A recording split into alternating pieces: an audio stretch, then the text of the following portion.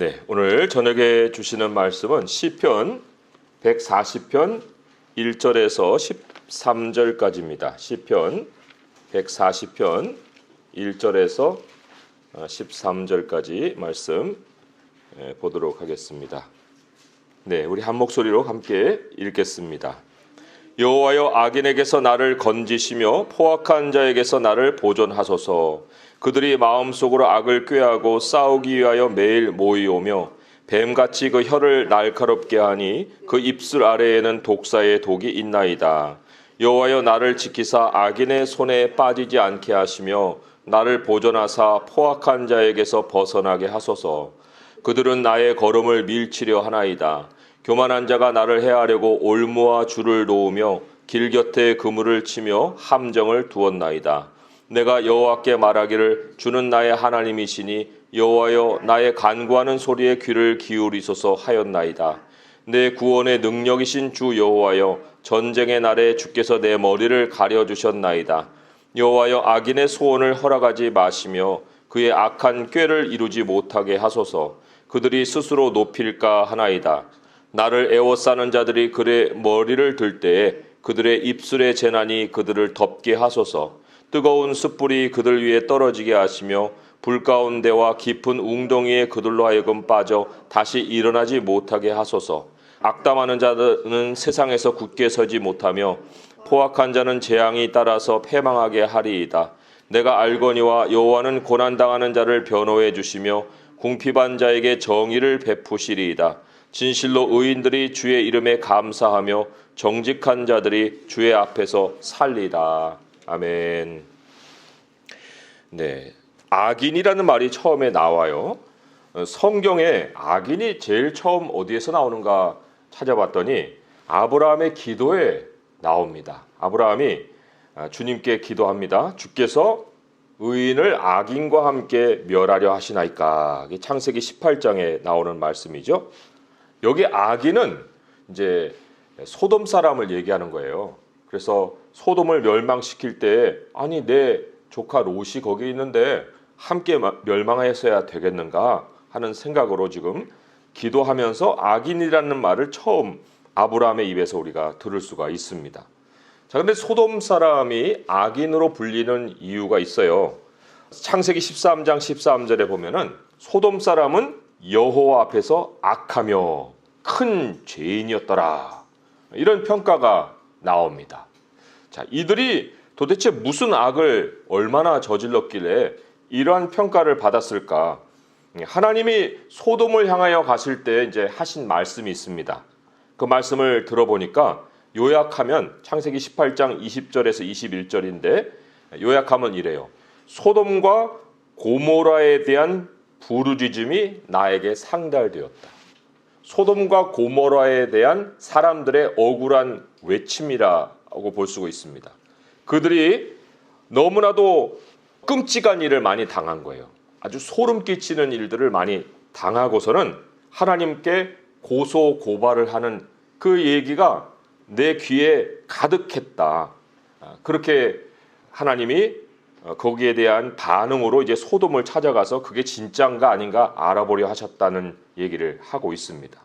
그 주변 사람들에게 얼마나 포악했으면 사람들이 원통함을 하나님께 부르짖는 그러한 소리를 냈을까 하는 거죠. 근데 오늘 시편을 보니까 여호와여, 악인에게서 나를 건지시며 포악한 자에게서 나를 보존하소서 라고 하면서 이 악인과 포악함이 이게 서로 연결되어 있는 것을 또한 다시 확인을 해주고 있습니다. 자, 포악함을 더 구체적으로 설명해 주는 것이 2절과 3절의 말씀인데 거기에 보면 몇 가지 특징이 있어요. 포악함의 특징이. 첫 번째로 보니까 마음속으로 악을 꾀한다 라고 얘기를 하고 있습니다. 마음속으로 악을 꾀한다. 악이라는 단어, 이제 악인이라는 단어는 소돔에게 처음 쓰였는데 악이라는 단어가 처음 어디서 나올까? 물론 이제 선악을 알게 하는 나무의 실과다는 거기에 나오지만 그러나 이제 악이라는 것 자체 단어 하나로 처음으로 언급된 것이 바로 사람에 대한 평가에서 나와요. 창세기 6장 5절에 보면은 그 사람의 마음으로 생각하는 모든 계획이 항상 악할 뿐임을 보셨다. 여기 오늘 말씀하고 똑같아요. 마음속으로 악을 꾀하고 이렇게 나오잖아요. 그래서 그 사람의 어릴 때부터 마음의 생각함이 그 모든 계획이 악하다. 그래서 결과적으로 행위도 부패하고 또 그들의 행위가 부패하니까 땅도 부패하고 그런 모습을 평가를 하고 계십니다. 자, 그런데 소돔에서 우리가 연상을 해볼 수 있듯이 사람이 악하다고 할 때 어떤 일이 주변에 벌어지겠습니까? 서로 괴롭히는 일이 땅에 가득하다. 그런 얘기를 지금 성경이 하고 있는 거예요. 사람을 괴롭히는 일을 그 생각의 재료로 삼고 서로 원한도 품고 복수도 하고 이게 이제 아주 악순환이 계속되고 있는 이런 세상을 하나님이 우리에게 처음에 죄악이 퍼져나간 세상으로 묘사를 해주고 있습니다. 그 포악함의 첫 번째 사례가 누구냐면 가인이에요. 자기 분노를 자기 동생을 죽이는 일로 표출을 했습니다. 아벨이 뭘 잘못했어요? 아무것도 사실은 관련된 것이 없어요. 그저 하나님께 자기는 제대로 된 제사를 드렸을 뿐인데 그런데 자기보다 옳은 일을 한 사람을 참지를 못해요. 악인이 그렇다는 겁니다. 그리고는 또 자기를 만나는 사람은 자기를 죽일 것이다 하고 엄청난 또 공포감을 느끼죠. 사람들에게 관계를 기본적으로 깨져 있는 관계로 봅니다. 악인들은 눈이 그렇게 뜨여져 있어요. 잠언 23장 7절을 보니까 그 마음의 생각이 어떠하면 그 위인도 그러하다. 그러니까 마음에 악한 생각을 항상 품고 있으니까 자기 마음의 세계로 다른 세계를 보는 거예요. 그러니까 나도 동생을 죽였는데 저 사람들도 나를 죽이겠구나 라고 생각을 하니 자기가 가는 곳마다 죽을까 두렵다고 지금 얘기를 하고 있는 거죠. 자, 그런 마음의 악함만 있는 것이 아니고 서로가 이제 포악하다는 걸 아니까 또 거기에 대해서 자기 방어책을 고안을 해냅니다. 어떻게 하면 그럼 나를 지킬 수 있을까 할 때 여기 2절에 보면은 후반절에 싸우기 위하여 매일 모인다 이렇게 나옵니다. 싸우기 위하여 매일 모인다. 상대방으로부터 포악을 내가 지켜내는 방식이 뭐냐면 조직이 되는 거예요. 조직으로 모이는 거예요. 폭력배인데 조직 폭력배가 되면 자기 편끼리는 안 싸우잖아요. 남의 편하고는 싸워도 하이에나를 모아놔도 하이에나들끼리는 안 잡아먹잖아요. 다른 것은 잡아먹어도. 그러니까 여기 매일 모인다라는 것이 자기들이 다 폭력의 성질을 다 갖고 있는데 한편이 되어서 자기들 편에서는 폭력을 행사하지 않고 다른 사람을 향해서 폭력을 행사하는 이러한 방식으로 자기들을 지켜나가는 거예요. 이 사회 시스템을 보니까 이게 보면 인간의 폭력성을 방지하는 장치와 같아요.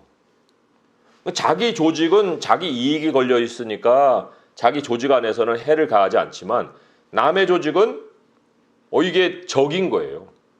적이어서 반드시 눌러야 되는. 그런데 만약에 자기 집단 안에서 다른 소리를 내는 사람이 생긴다? 협조를 안 한다? 그러면 이제 금방 폭력이 가해지는 겁니다. 다른 외부에서의 위협은 말할 것도 없어요. 자, 그러면 그렇게 집단으로 폭력성을 자제시키고 눈을 외부로 돌려서 적을 만드는 식으로 이제 자기들을 방어해 간다고 하면은 도구로는 무엇을 쓸까? 폭력의 도구가 뭘까? 3절에 보니까 뱀같이 혀를 날카롭게 하니 입술 아래는 독사의 독이 있다. 폭력의 도구가 뭐냐면 말이다 그런 거예요. 말. 자, 요즘 언론에 대해서 많이들 얘기를 하죠. 언론의 순기능이 있어요. 그런데 언론의 역기능이 뭐냐면 그 말로 사람을 죽인다는 겁니다. 말이 칼보다 강하다 이런 말이 있잖아요. 이 펜이 칼보다 강하다는 말처럼 이 말이 칼 역할을 합니다. 어떤 사람을 만났어요. 그런데 말이 절제가 안 돼 있습니다. 욕이 마구 묻어서 나오는 사람이에요. 그 사람은 폭력이 언제든지 쏟아져 나올 수 있는 사람입니다. 살인까지 갈 수 있는 사람이에요. 그 11절에 보니까 악담하는 자라는 말이 나오잖아요. 악담하는 자. 악담이라는 것이 이 악의 개념과 같이 생각해 보면 사람을 죽이는 얘기예요. 살벌한 얘기도 아무렇지도 않게 하는 그러한 사람을 바로 악담하는 사람이라고 얘기할 수 있고, 사람들은 폭력의 도구로 말을 사용한다. 자, 그런데 이렇게 사실 서로 죽이고 죽이는 관계 속에서 이제 살아가기는 해도 마지막 정말 그 타겟을 누구로 삼느냐면 그게 바로 의인이라는 겁니다. 사탄이 권세를 가지고 어둠의 권세를 지금 주관하고 있잖아요. 그런데 그 주관하고 있는 중에 마지막 타겟을 누구로 삼냐면 바로 하나님의 사람들이라는 거예요. 아벨을 죽였잖아요. 사탄이 자기 결말을 알고 있어요. 계시록 12장 12절에 보니까 마귀가 자기의 때가 얼마 남지 않은 줄을 알므로 크게 분내어 너희에게 내려갔습니다. 크게 분낸다. 이것도 이제 악의 하나의 성질입니다. 굉장히 조급합니다. 그리고 눈앞에 어떤 일이 딱 벌어지면은 그거를 물어요. 그게 이 악의 그 성격입니다. 영원한 것이 없어요. 자기 때가 다가오는 것을 알고 있기 때문에. 근데 이게 사탄만이 아니고 악에 속한 모든 사람들이 갖는 공통의 성질입니다. 영원한 것을 못 보니까 자기 앞에 조금만 이익이 없어지려고 해도 폭력성이 나오는 거예요. 왜 내 것을? 그래서 사자가 서로 고기를 뜯어먹다가 누가 와서 물으려고 하면 확 달려들어갖고 못 먹게 만들듯이 그런 성질을 악인들이 다 가지고 있다는 겁니다. 그러면 의인은 누구냐? 의인의 성격은 완전히 반대되는 것을 보여주는 사람이에요. 의인은 인내가 있습니다. 얘네들은 조급한데. 그럼 인내가 어디에서 생기겠어요? 멀리 보는 데에서 인내가 생기는 거예요. 길이 이들과 달라요. 죽음으로 끝나는 사람과 죽음 이후를 바라보고 가는 사람하고는 사는 자세가 다릅니다. 영생을 가졌기 때문에 나오는 능력이 우리 모든 의인들에게 있는 공통의 모습이에요. 남하고 견줄 필요가 없어요. 뭐 때문에 다른 사람하고 나를 비교합니까? 우리 하나님의 관계 속에서 이제 우리를 보는 건데, 자, 그렇게 걸어가는 사람을 사탄이 어떻게 건드리느냐? 4절의 말씀으로 한번 옮겨가 볼게요. 거기 보면은 이렇게 기도를 하고 있죠. 나를 보존하사 포악한 자에서 벗어나게 하소서. 그들은 나의 걸음을 밀치려 하나이다. 길에다가 또 5절에 보니까 그물을 치고 함정을 둡니다. 이 사탄의 공격이 어떤 식으로 오느냐면 길을 못 가게 하는 식으로. 바르게 걸어가야 되는데 길을 막아요. 못 가게 만듭니다. 그렇다고 성공을 막는 건 아니에요. 사탄이 그 성공을 미끼로 딱 던집니다. 야, 너 나한테 오면은 이거 줄게. 영화를 보여주는 거예요. 뭔가 거기에서 돌파구를 찾을 수 있을 만큼의 아주 달콤한 것이 눈앞에 보이게 만듭니다. 길을 포기만 할 수만 있다면, 내가 하나님 믿는 이 믿음을 놓기만 하면 들어오는 것들이 눈앞에 펼쳐진다는 거예요. 그게 사탄이 유화적인 제스처로 우리에게 나와서 미혹하는 겁니다. 그래 거기 악인의 손이라는 표현이 나오죠. 4절에 여호와여 나를 지키사 악인의 손에 빠지지 않게 하시며, 이렇게 나옵니다. 이 손이라는 것이 뭐냐면 자기 통제 아래 이렇게 두려고 하는 거예요. 그 온갖 좋은 것들을 이제 보여주는데 하나님의 사람이 그런 넘어갑니까? 안 넘어가요. 예수님이 안 넘어가셨듯이 우리는 그런 것 때문에 미혹을 당해서 멈출 수가 없어요. 영원한 것을 가지고 있기 때문에. 그런데 그 유화적인 제스처가 안 통하잖아요. 이제 그때는 본색이 드러나는 겁니다. 위협하죠, 협박하죠, 폭력을 행사합니다. 그리고 이제 굴복시킵니다. 그 뭐 직장에서는 내 말 안 따러? 잘러? 뭐 이런 식이죠. 이게 굉장한 두려움으로 다가올 수가 있는 상황인데, 그런데 악이 절대로 이기지 못하는, 정말 악을 두려워하지 않는 대상이 있어요. 그게 하나님의 사람이 돼, 오늘 시편의 정확한 표현을 들자면 마지막 절에 이렇게 나오죠. 정직한 자들, 이렇게 나옵니다. 13절에 정직한 자들이 주의 앞에서 살리다. 정직한 자들, 마음에 악한 것이 없는 자들이라고 볼 수가 있어요. 뭐 털어서 먼지 안 나는 사람이 어딨냐 하는 말도 사람들은 많이 하는데, 우리는 죄악을 씻어주었기 때문에 양심이 깨끗해진 사람들이에요. 양심의 거리낌이 없는 사람들입니다. 그러니까 의인은 그들의 부류가 아니에요. 그들의 부류가 아니어서 그들이 폭력을 사용해도 안 통합니다. 뭔가 협박을 당할 만한 것이 있어야 협박을 당하잖아요. 그런데 그들이 미끼로 사용할 만큼의 어떤 그러한 걸리는 것이 없다는 것입니다. 이 의인과 악인이 평생 전쟁입니다. 그 전쟁에서 하나님이 우리를 살리시는 방식이 오늘 말씀에 잘 나와 있습니다. 이제 우리가 이것을 배우고 여기에 따라서 이 세상에 돌아가는 시스템을 이겨낼 수가 있어야 되는데, 자 7절에 보면은 내 구원의 능력이신 주 여호와여, 전쟁의 날에 주께서 내 머리를 가려주셨나이다. 여기 전쟁의 날이 나오죠. 우리에게는 하나님이 머리를 가려주셨다, 이런 표현이 나오는데, 9절에 보니까 나를 애워싸는 자들이 그들의 머리를 들 때에 또 이런 상반된 모습이 나옵니다. 그러니까 전쟁이 벌어지는데 전략이 달라요. 하나님이 싸우게 하시는 사람은 하나님이 머리를 가려주시는데, 그들의 전략은 머리를 드는 데 있어요. 이게 무슨 뜻이냐? 하나님 머리를 가려주시는 것이 무엇이냐? 자, 머리를 가려주시려면 손으로 이렇게 먼저 눌러주셔야죠. 우리의 머리를 들지 못하게 막아주시는 거예요. 머리를 든다는 것은 교만을 얘기하고, 또 나도 그들과 같은 어떤 힘을 발휘하게 되는 그런 행동을 하려고 할 때 하나님이 머리를 가려주십니다. 아니야, 고개 숙여. 그리고 6절에 보게 되면 간구하는 소리에 귀를 기울이소서라고 나오죠. 머리를 가려주실 때에는 우리에게 하나님이 기도하는 사람으로 바꿔주신다, 그런 뜻이 있습니다. 그러니까 머리를 들지 않고 고개를 숙이고 겸손하게 하나님 앞에 간구하는 것이 우리 전쟁의 날에 하나님의 사람이 갖는 전략입니다.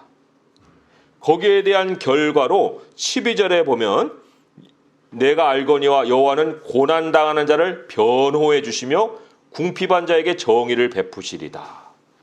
소리 없는 변호, 하나님이 배후에서 역사해 주십니다.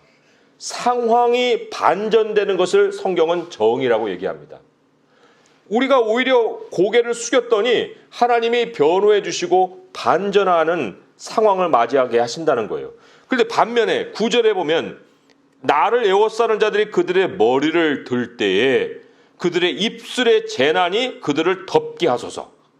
입술의 재난이라는 것은 그들이 말로 계속 폭력을 꾸몄거든요. 또 말로 위협도 하고 협박도 하고, 그런데 입술의 재난이 자기들의 머리에 덮인다. 자기 행위가 자기들에게 덮친다는 겁니다. 그것을 하나님이 행하실 때는 다시 일어나지 못해요. 10절에 다시 일어나지 못하리니, 그죠? 그리고 또 재앙에 따라서 패망한다. 11절에 나오잖아요. 재앙이 따라서 패망하게 하리니. 그러니까 따라오는 거예요. 안 좋은 일들이. 그것이 바로 하나님이 우리에게 전쟁의 승리로 가져다 주시는 것이다. 이런 일을 우리는 말씀을 읽으면서 너무 좋긴 한데 이게 정말 일어날 수 있어요? 반신반의하는 경우가 많이 있습니다.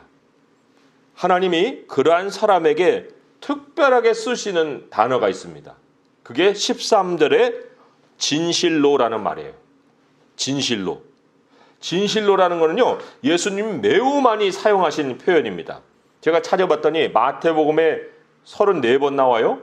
요한복음에는 진실로라는 말이 아니고 진실로 진실로 이렇게 요한복음은 특별히 표현을 했는데 25번이나 나오더라고요. 그 왜 진실로 진실로라는 말을 했을까? 이건 이제 하나님의 맹세와도 같은 말인데 사람들이 너무 반신반의하거든요. 진리인데도 불구하고. 그럴 때 예수님이 진실로 진실로라고 말씀을 하면서 우리는 어떻게 그런 일이 일어날 수 있어요 하는데 반드시 그렇게 된다라고 도장을 찍어주실 때 진실로라는 말을 하십니다. 여기 진실로가 나오는 거예요.